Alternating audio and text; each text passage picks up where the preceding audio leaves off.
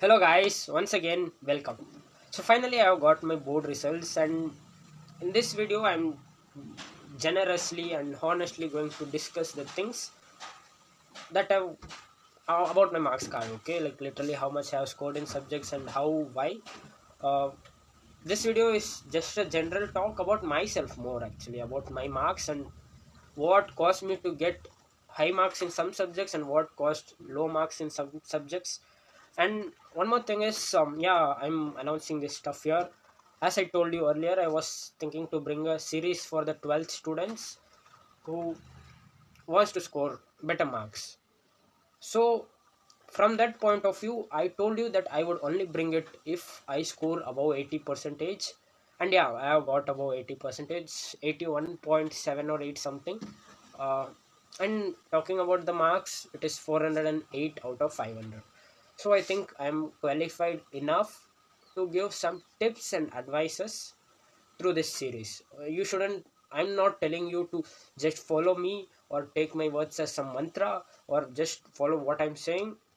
It is just my point of view. It's, I'm just sharing my experiences as a senior. It's just my thing. I'm letting you know that if you do this, you might get better grades, and I'm pretty sure you can literally get about 90 percentage if you guys follow what I'm talking in the upcoming series, in the upcoming videos of this series. Basically, yeah, this would surely be somewhat helpful for you guys. Okay, let's talk about the entire thing in the videos, upcoming videos. So now talking about my marks. Okay, before that, let me give you a, what to say, disclaimer, that if in case the syllabus, curriculum and stuffs like open book exams and different things come in, I don't have any idea of how to approach your exams because the pattern and stuffs are changed. Obviously, if such drastic changes occur, I will not continue the series. And if in case it is going to remain same, just the syllabus and curriculum is changed slightly within the portions of the textbook, you could still follow what I'm telling, and you could follow the series like what I'm trying to convey to you guys. Anyways, that's it. Let's talk about my marks. Talking about my marks, I think I'll start with the positive. Yeah, let's talk with the positive. So talking about the highest I have scored, I've got the highest in computer science. Majorly for anyone who is going to go in an engineering background, only the physics, chemistry, and maths marks are considered at a very large extent. Now, after I am scoring 95 out of 100 in computer science, I feel like there is no scope. Like no one even gives a fuck about that. Everyone are like, you got less in maths, and I'm like, why? I want to learn computer science engineering, and so even the marks in computer science wouldn't be considered for it. Yeah, it's just the Python thing. The whole 11th and 12th you are going to learn, but still, some scope should be given to the computer science as well. It is even not considered as a subject actually. You know, when you talk about the students who took biology, they say PCMB. Okay, biology is considered as part of the main subject. But when you're taking computer science, okay, they just say PCM. Computer science is even not considered, man. I still think it has to be given some value. uh, it is actually savior for many students out there. That's what I got in computer science. And the second thing is English. I got 88, but it is not acceptable for me because it is like, come on man, I have no idea. I have been scoring about 95, 97. Like I always was around high marks in the entire school time, and it was so easy. English didn't even what to say, matter to me. And I have no idea what made the invigilator or the teacher was correcting to take away 12 marks actually. This subject doesn't even have any effect similar to what computer science is, but still something 2 3 marks above which could bought more than 90 would have been a little bit satisfying. You know, literature part, I have no idea. Like literally there is nowhere she could have took my marks. I don't know. Part where you get the extract, those things where I'm sure short. There was nothing big, maybe 1 or 2 marks could have gone wrong in the extract part, and with the part B where you write the creative writing, no idea what was wrong. It's just a format, and you follow the format and fill the stuffs appropriately, and you should be getting your marks. Maybe some 2 3 marks would have gone in the part A, where comprehensive reading, you read and answer the questions related to the document you were given, article you were given. But still I don't see 12 marks going out of my paper. But still, that's fine. English, I got 88. That's a pretty good score, man, considering my total and the subject which I got the lowest. Okay, now coming to the third, physics. I got 84, and I'm really happy about this subject because I had already done multiple revisions with this subject, and this subject's paper was considered to be one of the hardest paper of this year. Maybe it might have changed with the region. I didn't find it that hard though. Guys, I'm not boasting myself. Here down the South India, maybe the regional paper over here was not that hard. I'm not sure, but it wasn't that hard. Like considering the paper in 2024, I think this year's paper was easy for this region, at least for me. That was the most irritating thing for me. Like I left 6 marks blankly. Guys, what I did in physics was, when I began the paper, I completed my MCQs, and then I went to the 5 marks where you have this big derivation and some questions to solve related to that derivation, and 5 marks. Then went to the case. No, I did the MCQ case study, because in physics case studies are also given options, like it is also like MCQ. So MCQ case study, and then I went to 5 marks, 3 marks, and 2 marks. By the time I completed all this, when I was in the 2 mark section, I barely had half an hour. It was less than half an hour which I had. So not even half an hour, maybe 15 minutes is what I was having in my hand when I was writing the 2 marks. And all I could do was fill the paper with whatever stuff was in my brain related to the question they asked. So before even filling that, I left 3 questions of 2 marks, which is of 6 marks. But the glad part of this paper was, many questions were actually repeated from the previous years, and some blatantly asked for direct derivations. I saw some 2 3 derivations all over the paper. Like that was rare for me, seeing all the sample papers. You see very less derivations out there. It's just like numericals. But luckily I got a paper with some.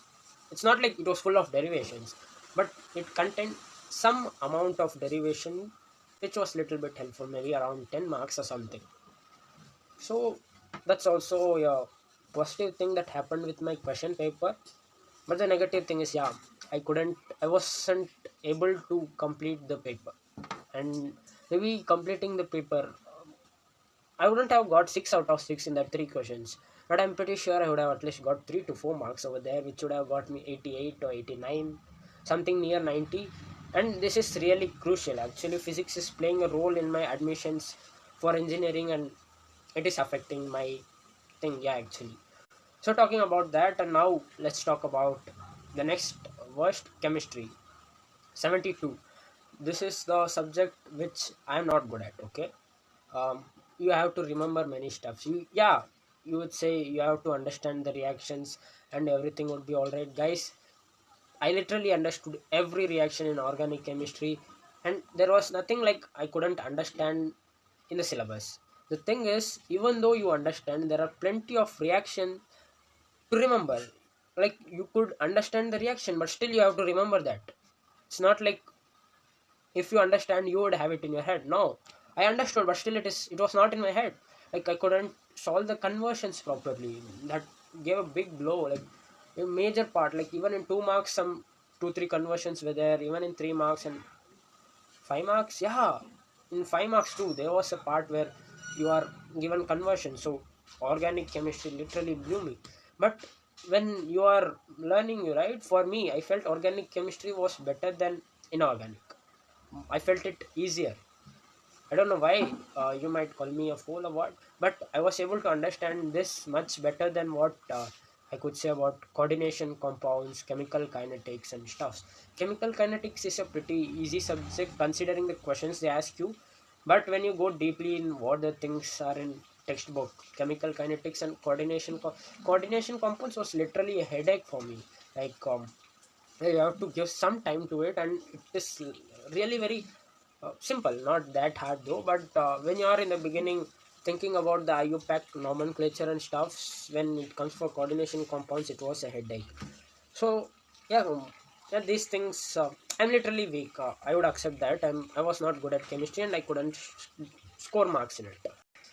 And now coming to mathematics, it is the spearhead of other subjects in the syllabus as well. And considering the future engineering and stuff, when you are going out, this is given the highest value, and this is where I got the lowest marks. I just got 69 out of 100.